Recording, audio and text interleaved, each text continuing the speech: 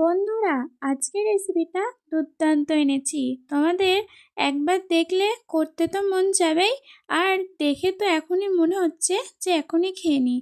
গরম ভাতের সাথে এটা গরম গরম খেতে তো অসাধারণ লাগবে।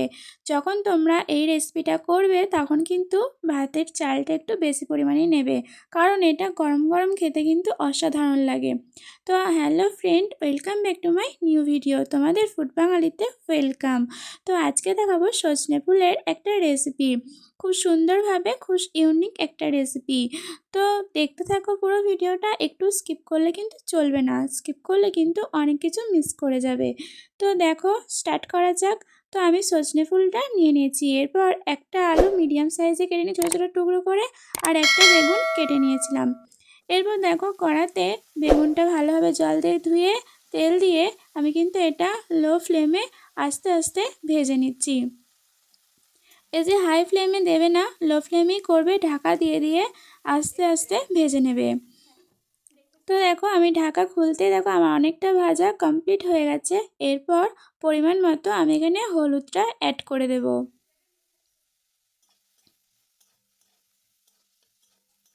আরও কিছুক্ষণ নাড়াচাড়া করে নেব। এটা কিন্তু আমার 50% সেদ্ধ হয়ে গেছে। তো এভাবে ভাজলে তোমাদের কিন্তু খানিকটা কিন্তু সেদ্ধ হয়ে যাবে।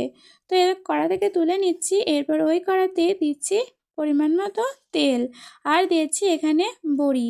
তোমরা এখানে বড়িটা কিন্তু অ্যাড করবে, বড়িটা দিলে খেতে আরও সুন্দর লাগবে। তো আমি সেই জন্য এখানে বড়িটা অ্যাড করেছি। তো খানিকক্ষণ ভেজে নেওয়ার পর তুলে নিলাম। এরপর ওই কড়াতেই আরেকটু পরিমাণে তেল দিয়ে এখানে কিছুটা ফোড়ন অ্যাড করব। ফার্স্টে দিয়েছি শুকনো লঙ্কা আর দিয়েছি জিরে। তো এটা একটু লালচে করে ভেজে নিচ্ছি। তো তারপরে দেখো, ওই যে ধুয়ে রাখা আলুগুলো আমি কিন্তু দিয়ে দিচ্ছি। একবারে পুরো ছোটো ছোটো করে সাইজ করবে, তো তাড়াতাড়ি সিদ্ধ হবে। তো খানিকক্ষণ আমি নাড়াচাড়া করে নিয়েছি। এরপর এখানে কিছু মশলা অ্যাড করব, যেমন হচ্ছে হলুদ গুঁড়ো, জিরে গুঁড়ো আর ধনে গুঁড়ো।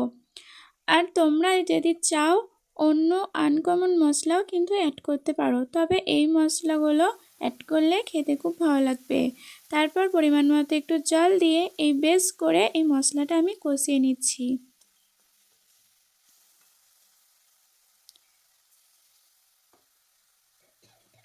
এরপর আমি এখানে কিন্তু নুনটা দিয়ে দেব,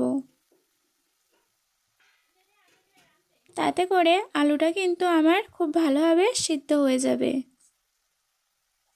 পরিমাণ মতো চিনিটাও দিয়ে দিচ্ছি, চিনিটার জন্য স্বাদটা কিন্তু আরেকটু ভালো হয়ে যায়। আর যারা ভাবো যে মিষ্টি খেতে ভালোবাসো না, তারা কিন্তু চিনিটা স্কিপ করে যেতে পারো। তবে আমি বলবো সজনে ফুলের সাথে একটু মিষ্টি দিলে খেতে কিন্তু অসম্ভব সুন্দর লাগে। তারপরে দিয়েছি একটা চেরা কাঁচা লঙ্কা, আর ওই যে ভেজে রাখা যে বেগুনগুলো রেখেছিলাম সেগুলো কিন্তু দিয়ে দিচ্ছি। পরিমাণ মতো আরেকটু জল দিয়ে এটা কিন্তু আমি বেশ কিছুক্ষণ ফুটিয়ে নিয়েছি। এরপর ওই যে ধুয়ে রাখা ফুলগুলো কিন্তু এরপর দিয়ে দিচ্ছি, দিয়ে দিয়ে আমি কিন্তু নাড়াচাড়া করে নেবো। এরপর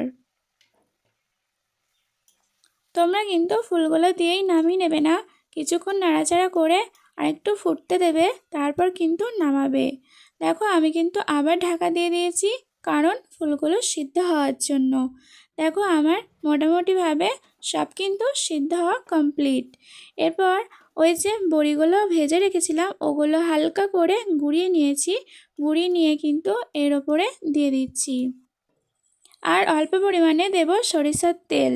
সরিষার তেল দিলে স্বাদটা কিন্তু আরও সুন্দর হয়ে যাবে। তো আমার কিন্তু রেডি। তো দেখো কত সুন্দর হয়েছে। কি তোমাদের খেতে কি মন যাচ্ছে? তাহলে কিন্তু চটজলদি এই রেসিপিটা তৈরি করে ফেলো। গরম ভাতের সাথে আর কিচ্ছু লাগবে না, শুধু এই রেসিপিটা হলেই কিন্তু ভাত আনান করবে। বিশ্বাস না হলে একদিন ট্রাই করেই দেখো না, এখন তো সজনে ফুলের সিজন চলছে। তো সজনে ফুল যখন আছে তখন করেই ফেলো একবার রেসিপিটা। তো বন্ধুরা, আমার রিভিউটা একটু দেখবে নাকি কেমন আমি রিভিউ দিই? তো শুনে নাও আমি কীরকম রিভিউটা দিই। আমার তো অসম্ভব সুন্দর লেগেছিল। তোমরা যদি একবার ঘরে ট্রাই করে দেখো তাহলে কিন্তু আমাকে একটা কমেন্ট করে জানিও যে কেমন লাগলো তোমাদের খেতে।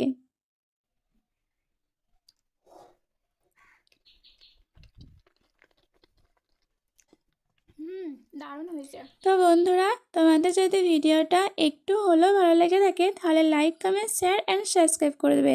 আর আমার সাথে থেকো। আর তোমরা আমাকে এত তাড়াতাড়ি এত ভালোবাসা দিয়েছো, তার জন্য থ্যাঙ্কস বলে ছোট করব না। তোমরা এভাবেই আমার পাশে থেকো।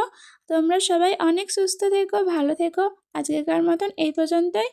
টাটা বন্ধুরা।